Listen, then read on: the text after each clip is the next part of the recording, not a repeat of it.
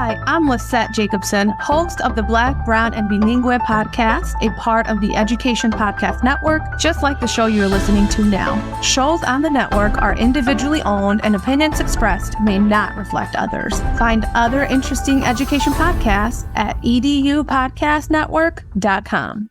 Hey, welcome back. Steve here, and today I'm talking with Kristy Topalovich and Scott Sevey from Roosevelt Community Education Center in Rockford, Illinois. We're focused on small learning communities, teaching science for engagement, project-based learning, and the Vernier Science Education Grant, which Kristy won. What a cool thing going on here. There's so much cool stuff. You're going to be so inspired, and you're going to be part of their programs. What an awesome talk. And by the way, before you go, it'd be so cool if you went to my website, stephenmiletto.com/reviews and left a review and a rating. Could you do that for me? That'd be so cool. That's how we get discovered in podcast land. I mean, one of the ways you can do it is right there on my website. Another way is you can go to the podcast platform you listen to me on. Like Apple, you go underneath the Apple podcast artwork, you scroll down a little bit, you'll see the place where you could click 5 stars and leave some positive comments. So what do you think? Would you do that for me? Thanks so much. You are awesome. Enjoy the show. It's the Education Podcast, your favorite show, with lots of groovy guests and they share what they know. So crank it up to 10 and let your neighbors know that here's another show with Dr. Steve Miletto. Teaching, learning, leading, K-12. Teaching, learning, leading, K-12. Teaching, learning, leading, K-12.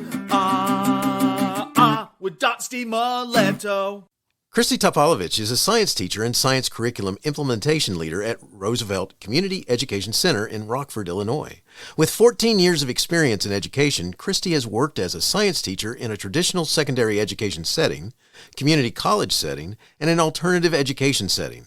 Having a background in chemistry and having worked in industry in different levels of education, it gives Kristy a unique perspective on making connections between traditional science skill development, lifelong learning skills, and a mastery learning experience for her students.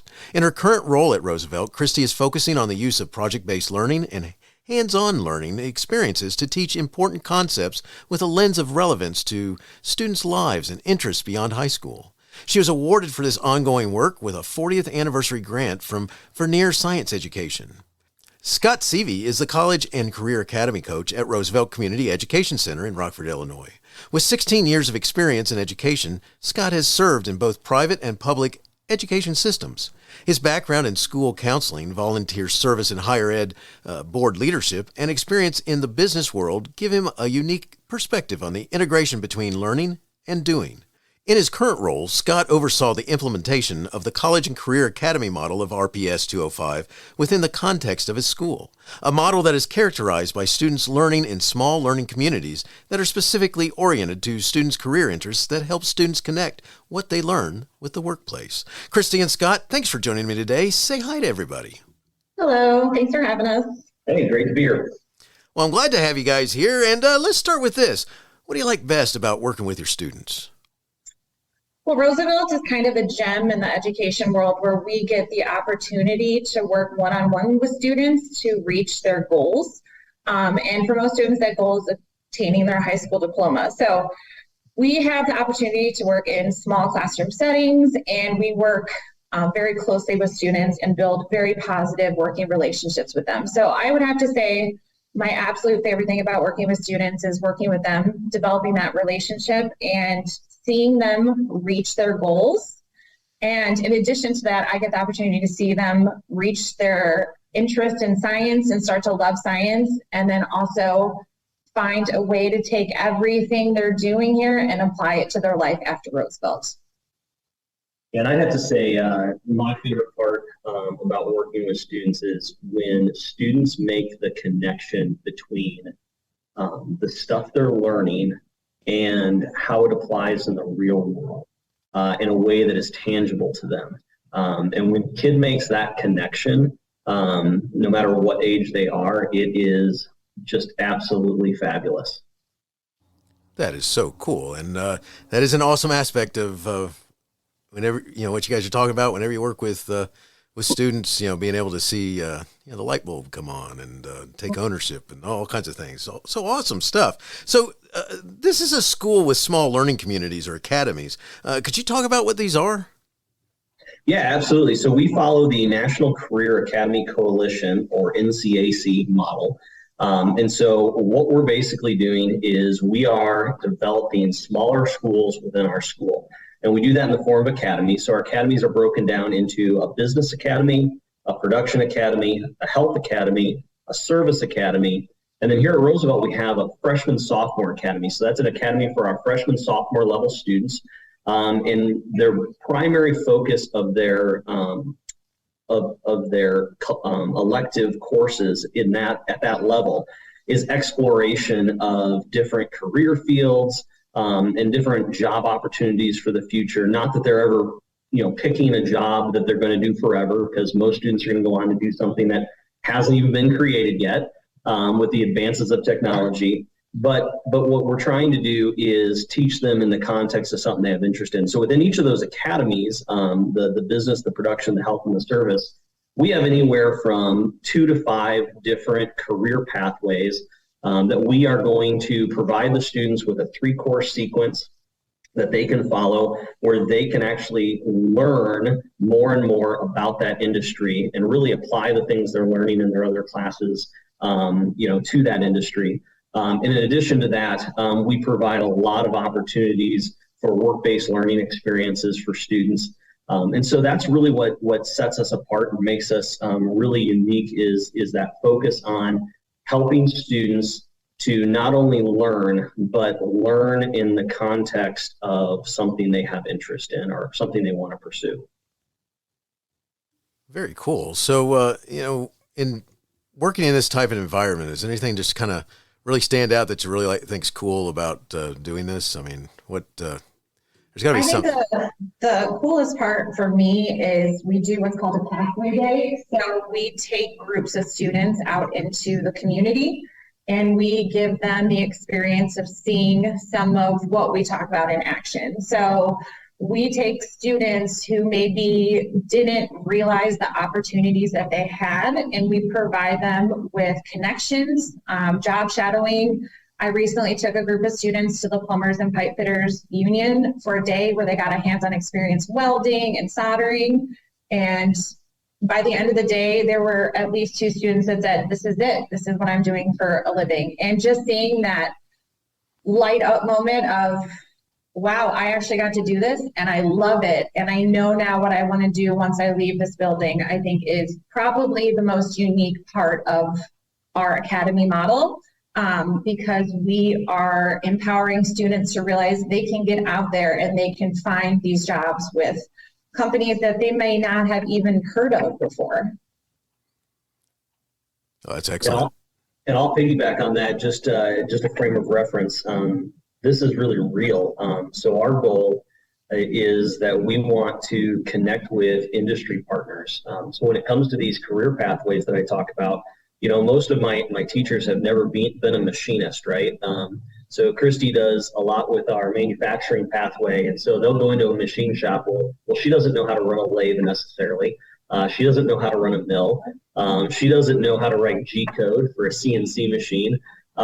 So what we're trying to do is really flip the classroom in a couple of different ways. We're flipping it for students by putting them into an opportunity to get some experiences that cause them to ask their own driving questions in their learning. And we're also flipping it in the terms of when we do these pathway days, which we do 6 of these a year, where we shut down the school and everybody goes out. And one of the neat things about that is that that's actually as much, if not more, for my teachers than it is for my students, because it gets them industry experience and it gives them a day where they don't have to be the expert. We want our industry experts to come in, our industry partners come in, and we want them to be the experts. So just as an example, in the pathway that Kristy is a part of, we partner with a company in the area called Woodward. And so Woodward is a large machining company, and Woodward literally provides 2 days worth of content for us a year, where their training team comes in and does hands-on experiences with our kids one day. And then on another day, we send our kids to their plant and our kids actually go through a portion of their training just to get the experience of what it's like. But that's really key for us, is giving those experiences, not just to students, but also to teachers, so that when a student asks the question, why am I learning this? the teacher goes, oh, let me tell you why we're learning this. Do you remember when we went to such and such a place? Well, that's the concept that's at play here. And so it gives teachers more confidence in the way they teach, which it builds their own self-efficacy, but it also builds the self-efficacy of the student, right?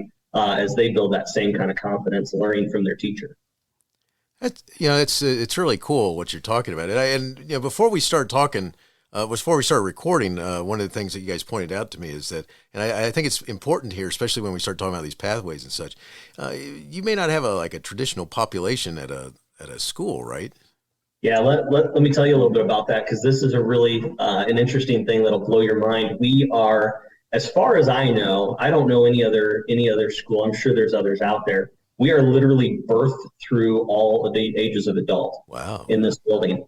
And so that's a really fascinating thing to think about. But so our primary program that we run is kind of, we call it our traditional program, but it's anything but traditional, right? It's an alternative competency-based program for students who have fallen behind in credits, students who have life circumstances that have just led them to not be successful in a traditional setting. So we move them in here where we can have flexible scheduling. It's competency-based, so they can move at their own pace, which is great. It's crazy, and there's a lot of things that go along with that, but it's a really good thing. In addition to that, we have a daycare on site so that teen parents have a place for their kids to be.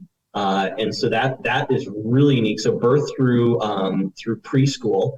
And then we have an adult education program for students that are working on their GED. So that's the spectrum of what we work with here. Yep. We offer individualized, adaptive, and inclusive learning environment for students who just maybe needed a new opportunity. So for example, one of my classrooms, I have ages 15 to 20. So it's not necessarily a traditional credit recovery program in the sense where, students fall behind in 1 or 2 credits. We have students who just aren't successful in that traditional setting. So we bring them to Roosevelt and provide that individualized learning experience for them to help them reach their goal of getting their diploma. Very cool. So, one of the things that you're leading me down this path that I gotta ask about, because there has to be some, to make something like this really work, to have, and especially such a broad spectrum, you'd have to have a community that's kind of willing to work with you, and it provides some of those essentials. Now, I've been to Rockford, and I've been to Portillo's. Now, yeah, okay, that's a little dangerous though, because the hometown market is all about beefaroo. So I'm just going to tell you right there. Gotcha. I've been there too. So you're a Chicago guy originally. Yeah. You may have just alienated yourself with Rockfordians. That's all right. I'm an Atlanta Braves guy now, so neither Cubs nor White Sox. Okay. Which my dad's looking down on me and going, he's throwing things at me because he's a White Sox fan. But now I got to tell you, Steve, though, I say that because I just mentioned to you one of our partners. Oh, cool. So Beefaroo is an industry partner. Nice. Who contributes to our business pathway. So just throw that in there as a little nugget for you. Very cool. That's awesome. So in all seriousness, I was talking about that the environment of the community must lend itself to be able to offer those pathways. So is that kind of a cool, it must be kind of a cool aspect of this to work as a teacher with being able to offer those pathways and work with the community leaders and such.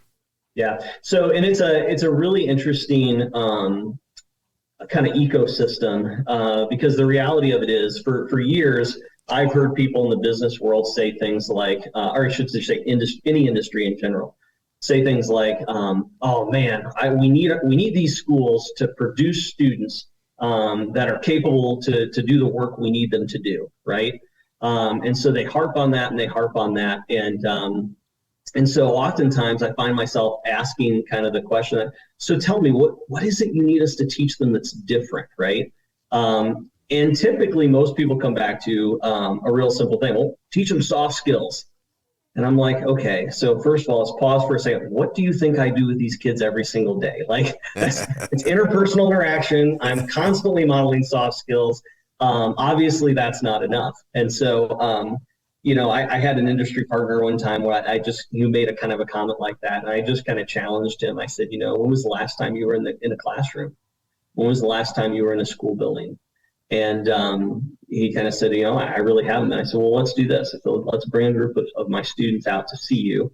Let's have you interact with them, and let's see what happens. And he is a thriving contributor to this little economy that we have now. So it takes it takes a big community to do this. But what we're finding is we are bridging a gap for industry. That's not just, our primary purpose is not to teach industry techniques. Our primary purpose is to teach kids to be critical thinkers who are capable of asking hard questions and solving problems, right? So like I want kids to ask the most basic philosophical question: knowing what I know, how will I live?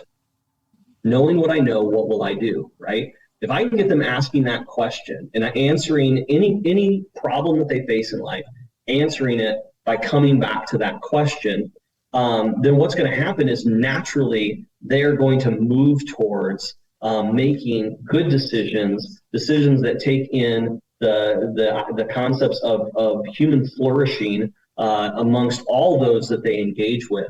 And that's what we really want to see happen. And so the techniques and stuff come on the back end. And so as we engage with industry partners, what we have found is there's a two-way street here, right? So it's not just about them coming and seeing us, it's about us going and seeing them, but it's about us building a relationship with each other. And so what I love is when our industry partners come in and students start recognizing them, and they start recognizing students, and they start having interpersonal dialogue.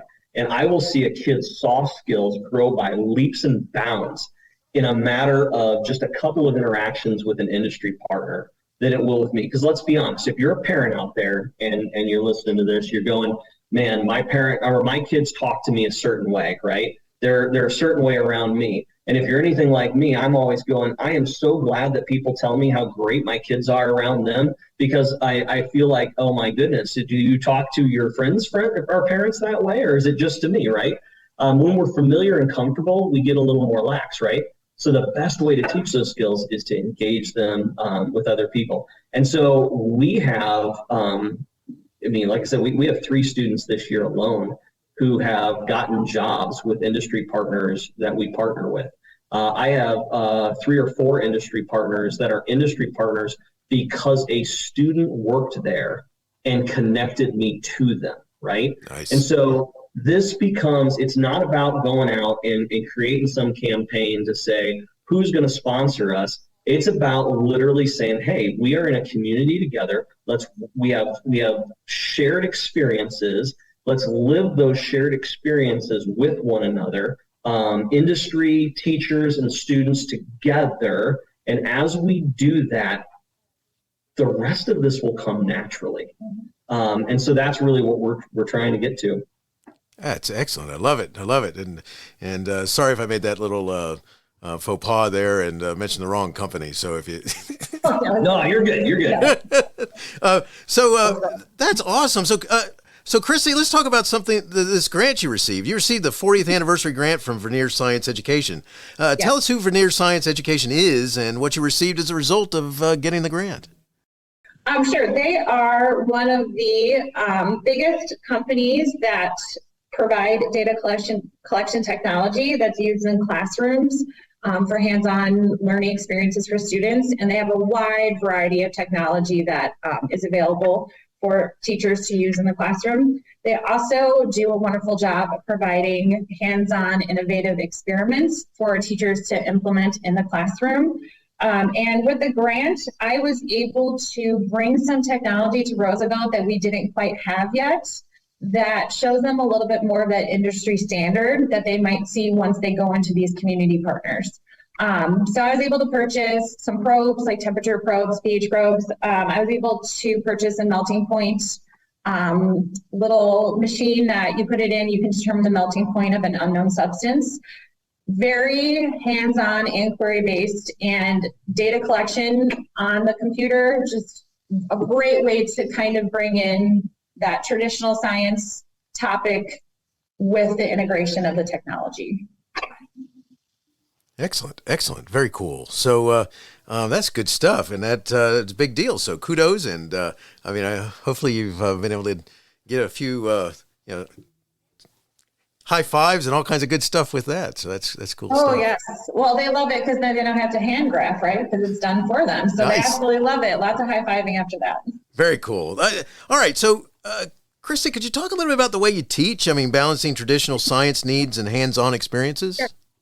So I taught at a traditional high school, high-performing high school for a long time, and decided that I just needed to make a change, because in the traditional classroom these days, it's lecture, worksheets, check for knowledge, let's get ready for the AP test, let's get ready for this test, let's do this. So when I came to Roosevelt, I had to completely shift my mindset of traditional learning versus competency-based learning.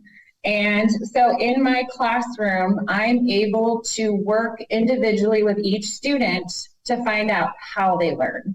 So I work with our students. Our max class size is 18. So we have these opportunities to really get to know them and how they learn, what their interests are. And I'm able to basically take my curriculum and adapt it to that student.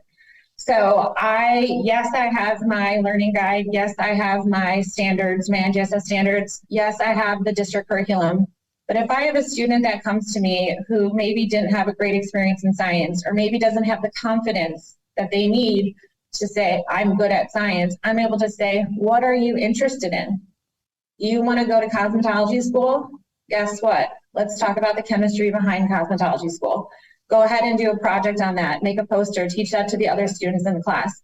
So I, every day, am teaching a little bit different, and I am basically taking that traditional science curriculum and finding ways to make it visual, hands-on, relevant to their day-to-day life, providing examples of real-world context. Hey, we just went to Woodward. You guys saw them doing this, this, and this. Guess what? We're going to do something similar in the classroom today as well.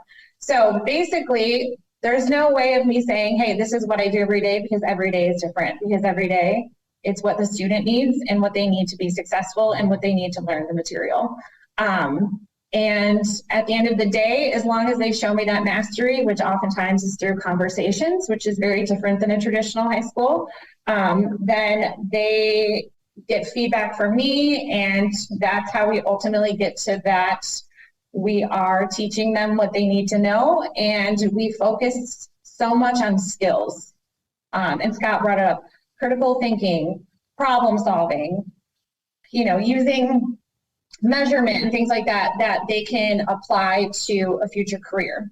And coming from a traditional school where we had so much college readiness, and we do have students here that we do college readiness for, but I also focus so much on those skills to make students prepared to be in that workforce and make sure that they're able to be lifelong learners and take those skills and apply it to be successful when they're done with Roosevelt.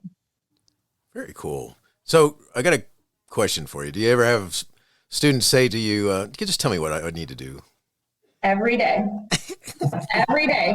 And I say back, what do you want to do today? And that's what's different at Roosevelt, right? And they can come in and they can say, you know what, I'm having a bad day today. And I'll say, let's talk about it. And I don't necessarily teach science. I'm here to work with students to reach their goals. And science is an added bonus, right? Like, I'm a diehard chemistry nerd. If we want to get into science, let's go for it, right? And so this has been definitely a shift, especially teaching like a community college, right? There's an ultimate goal there. They're going into nursing school. They're doing this, this, and this. And here they walk in and they say, I'm not feeling it today. And I say, what are you feeling? And even today, for example, I have a student who was disengaged on her cell phone, wanted nothing to do with science. And I said, I remember you saying you want to go into like electrical work, electrician. You were super interested when we went out in the community and went to these different pathway days. I said, why don't you look up wires? Do you know why electricity works? Oh, no, I don't. Okay, I want you to tell me why electricity works, how it works. Why do we use copper? Why don't we use a nonmetal? Oh, what's a nonmetal? Let's talk about what a nonmetal is. So it literally then turns into hitting every single one of those learning standards that I want them to leave my classroom with And it just happened naturally through conversation. She got right on her computer and she was like, oh, this is why we use copper. Oh, these are the properties that we need to know. And so just having that basic conversation and being a part of their pathway experience and having that relationship, all of a sudden, super engaged in science, worked the entire time, was so excited. I'll add into that one of the unique things about approaching education from this perspective is I always used to tell students that were bemoaning having to do community service. I said, the best way to get through community service is to drag as many friends down with you as you possibly can. Nice. And of course, everybody wins, right? You get more people involved. It's a great thing. Not in Kristy's classroom, but in one of our science classrooms, we had a group of students that were not doing anything. And the science teacher simply kind of looked at him and he was like, I wonder what it would take to get this ping pong ball hit that clock. And he just left them. And these kids sat there and did nothing for the next couple of days. And then all of a sudden this one kid's like, no, I think we could probably build something that would use air pressure to get it over there. Nice. Well, let's just say I ended up taking this group of students. We've got a van that is our schools that we can take kids out to do different work-based learning experiences. So I secured the van, I get the kids in it, took them to the hardware store, and we literally stood in the hardware store and they started problem solving. They started asking questions. I don't know how they came to it, but somehow we ended up with a sprinkler solenoid as a trigger switch for this launching apparatus that upon their first launch, they thought that they had exploded the ping pong ball because it hit the wall so hard. When they went back and looked at the video footage that they shot, they discovered they hadn't launched it so hard that the ping pong ball was destroyed against the wall. They launched it with such force that the ping pong ball exploded before it ever left the chamber. Wow. And so these kids began a 3-month journey of digging into this. And a science teacher can just sit there and say, well, why do you think that works? And now I got to explain it to you, right? And so they're going back, but all the while, we let them build it first, right? They had fun with it first. And then the more fun they had, the more they were willing to answer questions. And so, and again, it was one student who had an idea, and then it started snowballing. And we get that a lot where kids will just jump onto other projects. And they're like, wait a second, that's kind of cool. I think I'll jump onto it. One thing I don't hear very often here that I heard all the time at the traditional school, why am I learning this? Because here they know why they're learning it. They get it. They understand, the ping pong ball at the time might not seem like, this doesn't seem like they're learning something. But then after a while, like, oh, I get it now. I get that all the time. Oh, I get it now. Now I understand why we're doing this. That is awesome. I love it. That's good stuff. And I can imagine, how many kids get the chance to go to a hardware store and sit there and trying to figure out a problem. That's not. And one of the great things about that was they had a couple of things they couldn't quite figure out, and we weren't helping them. And so they went to the people that worked in the hardware store. Nice. And so these hardware store, I'm a little, what's the word I'm looking for here? I'm kind of a fan of hardware stores. Gotcha. Some time working in a hardware store, and I'm kind of a fan of hardware stores. But one of the best parts about working in a hardware store is getting a really random, weird question, right? And so really the hardware store is no different than the classroom experience we're creating for kids, right? I got a problem. I'm trying to solve it. Okay, let's talk about it, right? Nice. We're just making them do a little bit of math along with it, right? Love it. Love it. That's so awesome. That's so awesome. So let's go a little bit more in depth about students getting a chance to connect what they're learning in the classroom and work world. I mean, because I think it fits really well with that. I mean, I've spent quite a bit of time as I've been trying to, I'm real proud of myself lately because I've managed to fix my lawnmower and my weed whacker. We're proud of you. Thank you. I appreciate it. By watching YouTube and then buying the part and then hoping that the part worked. And, I actually finally made them work instead of them sitting there waiting for me. So I understand this thought about going in the hardware store and going, hey, excuse me, can I ask you a question? Yes. And then suddenly the person's, taking me from here to there. And next thing you know is I'm able to solve my problem. So talk about connecting it with real world. I mean, let's go down that. Absolutely. So that'll float my direction. Yeah, we have an interesting population too, in that, and COVID has created some shifts in our population. So I'll preface this by saying that we have more students. We have more of a population on the younger end right now than what we've had in the past. But traditionally, our school has been primarily 18 years of age or older. Because we're trying to get to those kids that need that are closest to aging out by state standards. And trying to give them an opportunity to finish up their high school diploma. So one of the things that's really unique about that is, you don't have the whole, like, I take kids into a manufacturing plant and they're like, well, we can't let you really do much because none of you are 18. And all of a sudden I got a whole group like, well, we're all 18. We're like, oh, great. Hey, we get to have some fun today. So getting the kids out there and letting them see, most of our kids have, to be honest with you, most of our kids have adult responsibilities. My first year here as a school counselor, I had a young man who would come for the first 3 periods of the day and bring his son in with him. And then he would go to work and his wife would come in, or his girlfriend would come in, and she would finish out the day, pick up their child and go home. And then when he got off work, she went into work, right? And they did this dance to make things work, to make ends meet. We have kids that are providing that are the primary breadwinners for their family.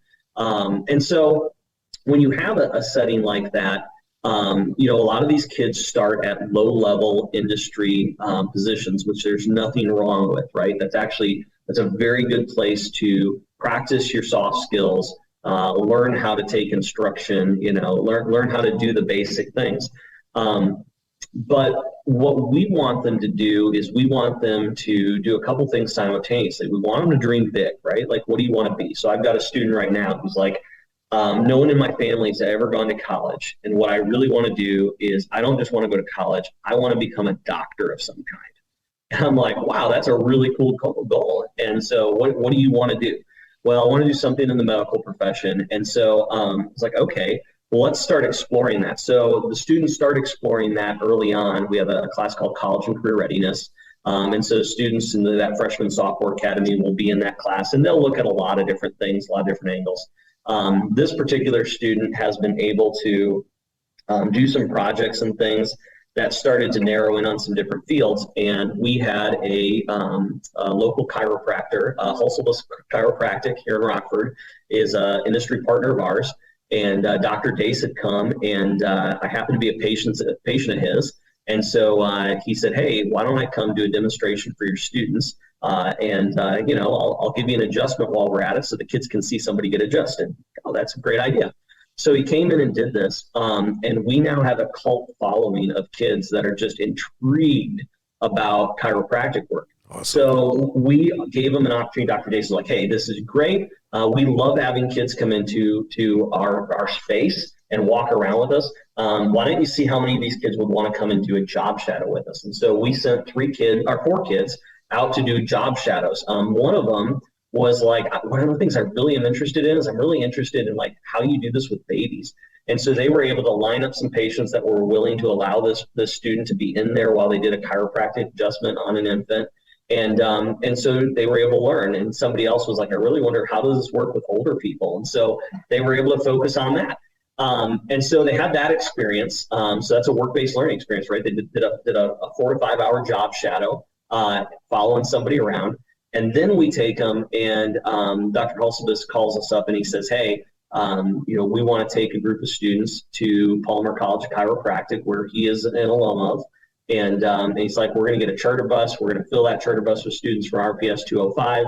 And so we sent 5 students of ours, including these 4 that did job shadows, down to Palmer College of Chiropractic. And now I've got not just one, I've got 3 of them that are like, hey, I can do this. Well, in the midst of that, the partnerships go beyond just us, right? Hulsebus is our partner, but Hulsebus is also a partner with Palmer College of Chiropractic and with Rock Valley College, which is our local community college.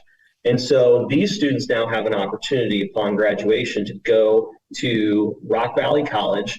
They can get all of the basic gen ed stuff they need. And basically within 5 to 6 years, they can have a doctorate in chiropractic.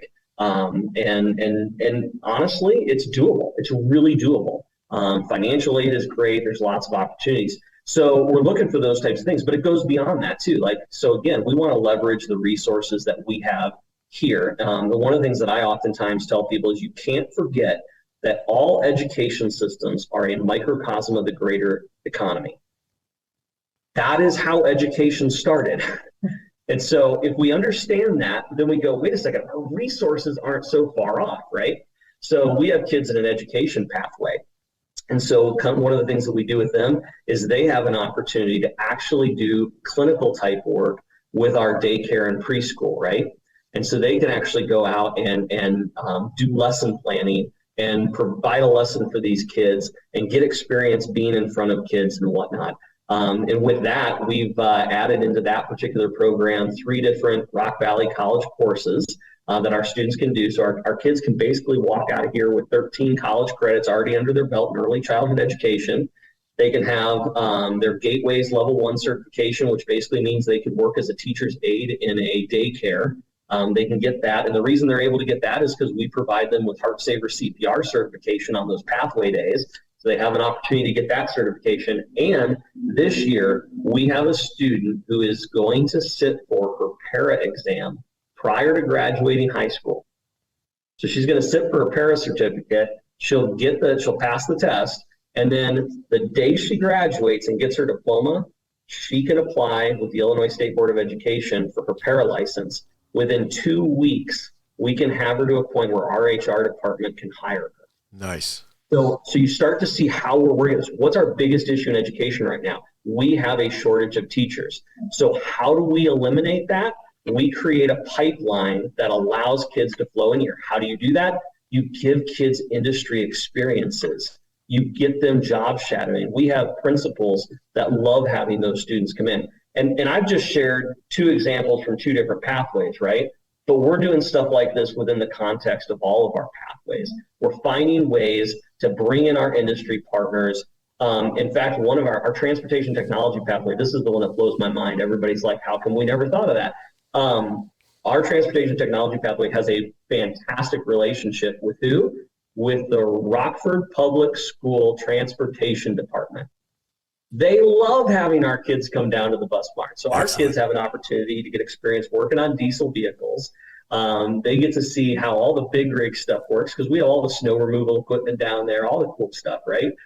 They get to put a bus up on a lift and see what that's like. Like you can't do that in a normal classroom, right? And so we have kids that walk out, they're like, this is really cool. I think I'd like to do this. I kind of want to work on big rigs. I wonder what that would look like. Well, hey, start here. We'll train you. And then after a while, if you decide to move on, you decide to move on. If you decide this is a good fit, this is a good fit. But when we engage with industry partners, I tell our industry partners, it always has to end with one of 2 things. It ends with you looking them in the eye and saying, here's the next step. I don't care if the next step is, you know what, you can't work in my law office as a paralegal, but you could empty the trash cans and clean the bathroom for us. It puts you in proximity. And over time, as we build a relationship, we can hopefully get you some internship opportunities, right? So what's that first step? Or if I could be so audacious, why not just offer them a job? And so those 3 kids I told you about that all have jobs now, every single one of those, it came about by the owner of a company looking at me and going, man, that kid's got it going on. I'd love to have a kid like that work for me. And I'm looking at him and going, why are you talking to me then? Go over there and talk to them, make it the interview, and make them an offer. And that is an opportunity many students may not have had because they're not comfortable with the And kind of going on what Scott's saying here, and from the classroom perspective at Roosevelt, for example, going to the plumbers and pipe fitters, as the speaker was speaking to us, I was jotting down lesson plan ideas. He was explaining how an air conditioner worked, and my students looked at me like he's lying, right? No, he's not lying. Go ahead. We're going to go ahead and talk about how the HVAC systems work. And I have a student who decided she wants to go into welding. She got empowered at the welding by an instructor that was there. She was wonderful. And I thought to myself, okay, so we're going to talk about why they use tungsten. Why does welding work? How does welding work? Let's hone in on those measurement skills. So if she needs to measure something very specific, how can we make sure it's there? So I think in terms of relating it to their educational experience, it goes back to building those relationships and the individualized education experience. So if I know a student wants to weld, let's go for it. Let's talk about the chemistry of welding. You want to do nails? Let's talk about the chemistry of nails. So I think having the experiences through the academies and the teachers also having the knowledge of what the students are interested in, we can just kind of work together to bring it into the classroom. That's so cool. And especially because I already hear you talking about stuff that it lends itself towards, the motivating the kids to want to know more. I mean, any thoughts about that just alone? I think motivation comes from areas that I guess I didn't know existed before I came to Roosevelt, right? So in a traditional setting, you're like, you need an A. Your motivation should be to get that A or that B or, whatever. And then I started at Roosevelt and the motivation is, wait, I can leave here in 2 months and walk into this job and have health insurance and benefits and start a career that's going to pay for my college education. So I think the motivation here obviously comes from obtaining their credits and graduating high school. But a lot of that motivation also comes from some of these experiences that they're seeing and realizing, hey, if I finish school, I know what's waiting for me when I'm done. And I think reminding them of that or encouraging pathways and building new relationships with community members definitely strikes that motivation chord for students. And I'll just tell you, one of the neatest, most unique experiences you could ever have if you were to come to visit us is that we're competency-based, so kids are finishing up classes all the time, right? Yeah, so we're self-paced as well. So when a kid finishes their last credit, they're a graduate, right? They haven't walked yet, and they'll get their diploma at the end of the school year, but they're technically a graduate. And so we do a hall walk. Those kids literally come up to the far end of the building and they walk the hall one last time. And as they walk the hall, everybody comes out. Our adult education people, the preschoolers, they all come out. Everybody grabs something. If you don't have something to make noise with, you bang on the lockers because we haven't used lockers in years, and we celebrate those students. And one of the coolest things, you get down to the office and our principal will always look at the students and say, so what do you think you're going to do next? And I have yet to have a student who is like, I don't know, right? I mean, I'm doing this, right? We had a kid last year who wanted to become a barber, and he's like, what's next? Oh, well, I've already got it lined up. I'm going to barber school, and I've already got an internship lined up that I can work at. Well, the interesting part about that is that a few months earlier, our mayor had come to the school to speak, and most people are like, oh, you bring a mayor into school, and yeah, they're plugging a political agenda, waving, shaking hands with people, making nice, and hopefully everybody likes them, right? Well, one of the neat things about Mayor McNamara here in Rockford is that, he's true to his word. So literally, he asked this kid, what do you want to do? This kid said, I want to be a barber. He goes, well, hey, we need small business owners in town. So if there's ever anything I can do for you, let me know. And he starts to turn away, and the kid goes, well, wait a second. Actually, Mayor McNamara turned back around and he said, well, what is it? He goes, I could really use a client. And I kid you not, they set a date and Mayor McNamara got himself a haircut. Nice. Oh, that's awesome. So that's so it's the fact that these kids, they end with something, and it's not, let's be honest. I always tell people, this is not about predicting a student's outcome for their career for the rest of their life. To be honest with you, I ask myself the question, I wonder what's going to be next for me, right? Like I'm not so arrogant to think that I'm going to be doing exactly what I'm doing now for the rest of my life. There might be other opportunities that come. I've already had a couple of different career paths that I've gone down, and I'm sure there'll be others, and that'll be true for my students as well. But are they walking out with an idea of being intrigued, right? That where they're going after and they tasted something, and now they're going to go see it and try it a little bit deeper, right? Leaning further in, and then just seeing where that leads them. And again, if we come back to that idea of teaching them to ask the basic philosophical question, knowing what I know, how will I live? What will I do, right?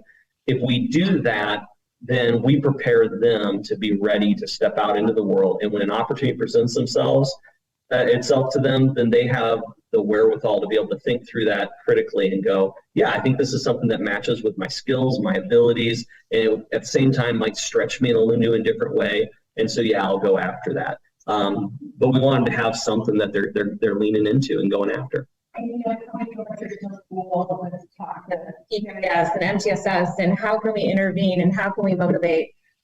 My first hall walk here, I remember thinking this is it. Because when you go to your high school graduation, you're one of how many?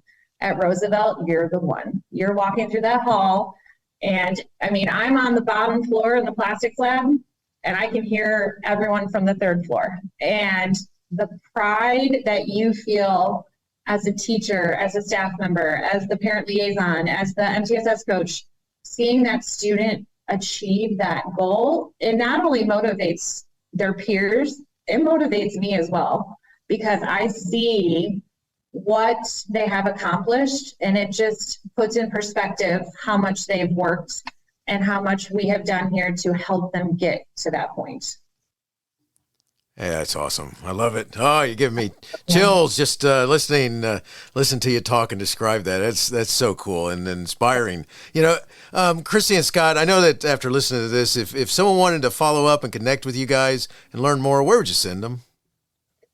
Yeah. So first of all, you know, if your questions are about like, hey, what's that kind of academies thing look like in general? That was the National Career Academy Coalition, NCAC. So that you can go to their website and get more information on that and the ways that they support school districts in doing that.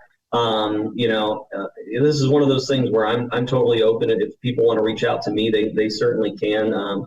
My email is real simple, scott.sevey@rps205.com. So that's SCOTT.SEV as in Victor, EY at rps205.com. And, you know, we're happy to take questions and help out as best we can. I would also encourage going to the Roosevelt website, which is you can go to rps205.com and look for Roosevelt. It kind of explains a little bit more of our model and that individualized PBL experiences. You're more than welcome to reach out to me by email. I also fulfill a very interesting role here at Roosevelt, where I work in the plastics lab, where we have precious plastics machines and shredders, and I mean, my husband says I'm a plastic hoarder, but I prefer more of like a saving the world kind of mentality towards it, where I take plastic from Roosevelt's bottle caps and things like that, and we repurpose it into different things through shredding and remelting and all that kind of fun stuff. So if you want to reach out about learning experiences here at Roosevelt, or if you want to talk plastic, I am available for that as well. And my email is not as simple, so I will spell it. KRISTY.TOP as in Paul, ALOV as in Victor, ICH at rps205.com. That is awesome. I'll put all that information in the show notes. I greatly appreciate it. And I got two last questions for you guys, which have nothing to do with what you do every day, but things I like to share with my audience. And the first one goes like this. How do you keep going when so much is going on that you may want to quit? So I actually can speak to this because I did want to quit. And I actually had my third child and was fortunate enough to stay home for a year. And at the end of the year, I said, you know what, I don't want to go back. I want to change careers. I want to find something else. I was super burned out in teaching, and I just thought, you know what, I'm not making the difference I always thought I did. And I realized that I had to shift my mindset, and I had to say, okay, why did I get into teaching to begin with? Why am I here? And the reason I'm here is to work with students and to build those relationships. And so when I wanted to quit, Roosevelt came into my life. So sometimes we need to find new opportunities, or if you want to stay at the place you're at, you want to stay in a traditional high school, maybe look at those opportunities, maybe look at different learning styles, look at individualized education and competency-based, and say to yourself, wow, this is something that I could potentially do. And I see the results from my students, and that has given me, I I never want to quit education. I want to stay working with students forever. I want to continue to help them not only become empowered with themselves and finding what they want to do for a living, but also finding the joy and interest in science. Roosevelt has really led me to believe that every student has the capability and the ability to learn science. And when students walk in my classroom the first day, they say, I'm really bad at science. I say, you're just not good at science yet. Let's do some things. And so sometimes when I want to quit, I think to myself, there's so many more students that I am going to have the opportunity to reach and love science as much as I do, or at least try to. Very cool. Yeah, and I think the way I would respond, and I know this may not be the most practical, but what that also means is that especially for administrators that are listening, it's a challenge to you, and that is this. Again, I come back to the idea that really and truly education is a microcosm of the greater economy, right? Like the purpose of education was to get people educated to a point where they could do the work that needed to be done for a society to function together. And so we try to do that in the context of isolation way too much. And so my encouragement would be this. I'll do it in an example of a quick anecdote from a guy that runs a machine shop up in Edgerton, Wisconsin. Dave Haytag is his name. If you want to look him up, he's got a lot of really great stuff. But Dave and I talked, and as we talked, this concept came out of this idea that when you hire somebody to do a job, at first it takes them 120% of their time to give you 100% of what you're asking for. And then over time, it gets to the point where it takes them 100% of their time to give you 100% of what you're asking for. And then as time goes on, when you hit that 6 month to a year kind of a slot, most of the time you get into a point where it takes about 80% of their time to give you 100% of what you're looking for. So they're more efficient, right? The longer they do it. And in industry, the tendency is to do what? The industry is to be like, well, let's increase the quota, right? That's the worst thing you could do. That 20% margin should be spent revitalizing your people, right? And so for me, I go, if you're an administrator, are your teachers, if they're going to produce students that are going to be ready for the workforce and ready for education, are your teachers getting time out in that workforce and out in those education fields to learn, to grow, and to rub shoulders with people and be learners, right? And then here's the next part. Whenever possible, take a kid with you. Get a couple of kids. When I go visit industry partners, I never go alone. I almost always take students with me, right? Because part of it is they energize me as I watch them learn, and I go, oh, they're learning. Huh. So it's not just about, a company that produces the knob that goes on my stove, right? Like this is something that's really interesting to kids. So that energizes me. But then the other side of it is as educators, we love learning. Otherwise, we wouldn't do what we're doing. And if you don't love learning, I'll just be hard. Maybe you need to be thinking about why you're doing this. But if you truly love learning, model that learning for kids. So go out there and do it. So that's my thing is most of us try to do this in isolation. A teacher should never be afraid of an industry partner coming into the classroom and stepping on their toes. If the industry partner is stepping on your toes because they're talking against something that you're teaching, you probably ought to be listening to them because they're the ones in the industry. Let them lead a little bit. And then when you do that, it creates this collaborative environment. So get out, give your people time to be out and engage. And I think Kristy would tell you that has probably been one of the biggest things is just her opportunity to learn from industry. So it's a new way to, in teaching, when there's one for that, when students are to do and sometimes it takes finding new ways to get that aha out of them and that moment out of them. And sometimes it takes things like pathway days and, welding and those types of things, which I never would have thought of even 3 years ago. So finding new ways for yourself and finding new ways for your students to reach that, oh, I get it moment, it definitely puts in perspective and definitely reignited the passion I had inside me for that teaching and learning. So awesome. Thank you both. Last question I got for you goes like this. Do you have a teacher in your past who made a difference in your life? If so, who was it? And what would you say if given the chance to say thank you? I do. His name is Mr. Shutters. He was my high school chemistry teacher, and not many 16-year-old students leave their high school saying, I want to be a chemist, right? That's kind of chemistry. Every time I tell people I'm a chemistry teacher, they say, oh God, I hated chemistry. And the day I started that class, I was like, this is it. Chemistry, stoichiometry, who doesn't want to spend their entire life doing stoichiometry? And Mr. Shutters saw that in me. And now that I am myself a chemistry teacher, thanks to him, a lot of teachers who maybe notice that passion may not tap into it. And he saw that in me, and he encouraged me, and he differentiated, and he gave me experiences within that classroom.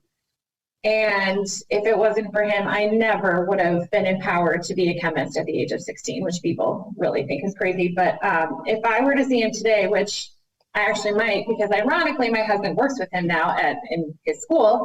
But when I think of seeing him and I think of how to thank him, I thank him for encouraging my passion and recognizing it and learning about me and my learning style and helping me to become the scientist I am today. Excellent. Well, and I would answer that. I have to say 3, so I'll go real quick. 4th grade, Mrs. Longlinase, and so we're going to see if there's the power of the podcast right now. I have never been able to track down Miss Longlinase because she was single at the time. She's gotten married, I'm sure, by now. And so I don't have a name, and I've never been able to track her down. So if anybody knows somebody, Oak Creek Elementary School, Houston, Texas, 4th grade, Miss Longlinase, I am dyslexic. And so she was the first teacher, because I was kind of borderline. She was the first teacher that said, no, we're going to do something different with this kid. And on the same token, my freshman year of college and my senior year of high school, I took a couple of college classes. Professor Kim Budd at Judson University, and Kim Budd realized right away that there was something different about the way I learned, and again, it was the dyslexia. And so here's what they did. They taught me that it was okay to learn differently than other people. Mm-hmm. Those 2 people impacted me significantly. And the last one is Mr. Steve Childs, who was my junior high band director and high school jazz band director. And I kid you not, there was a day when I actually convinced the entire jazz band to walk out of class. We skipped school and we went to an undisclosed location. We'll put it that way. But here's what I remember. He came and he looked at me. I said, what are you doing here? And he said, Mr. Sevey, I would never in a million years be able to live with myself if I couldn't look at your mother and at least say that I knew where you were and that you were safe. And so if this is what I have to do, then I will do it. And so here's what he taught me. He taught me, be there for your students. Be there for your students, even when they're absolute jerks to you. And so he is one that I have been able to track down. I apologize. I issued a written apology. But his years, it stuck with me a little bit at the time, but years later, that was really impactful for me. So those are my 3. And I think I reflect on that daily, right? When I think of teachers that made a difference in my life, it's because they taught me it was okay to learn differently, and it was okay to be yourself, and it was okay to be excited for learning, and it was okay if, you wanted to be different. And so I think Scott and I shared that similar based on these stories of we had teachers that empowered us to be ourselves, and that's something I try to do every day at Roosevelt. That's so awesome. I appreciate you guys sharing those stories. It's very cool. It's neat when you think about that. So good stuff. Kristy and Scott, thanks so much for sharing with us about Roosevelt Community Education Center, the Academies, Project-Based Learning, the Vernier Science Education 40th Anniversary Grant. Kudos again. Keep up the great work. Wishing you both the best in all you do. Thanks so much. Thank you. Hey, you have been listening to Teaching, Learning, Leading K-12, a podcast to help you help kids achieve their dreams. Teaching, Learning, Leading K-12 is a member of the Education Podcast Network. Podcasts for educators, podcasts by educators. Teaching, Learning, Leading K-12 is a member of the podcast network based in Canada called Voice Ed Radio. Voice Ed Radio, your voice is right here. The opinions expressed on Teaching, Learning, Leading K-12 are those of the guests and host. Teaching, Learning, Leading K-12 is intended to share ideas, advice, and suggestions. Teaching, Learning, Leading K-12 is produced for educational purposes. Hey, thanks for listening. It would be awesome if you visited my website at stephenmiletto.com and connected with me, left a review, and listened to more episodes. And by the way, you could also share it with your friends, with your family, and your colleagues. Thanks so much. You're awesome.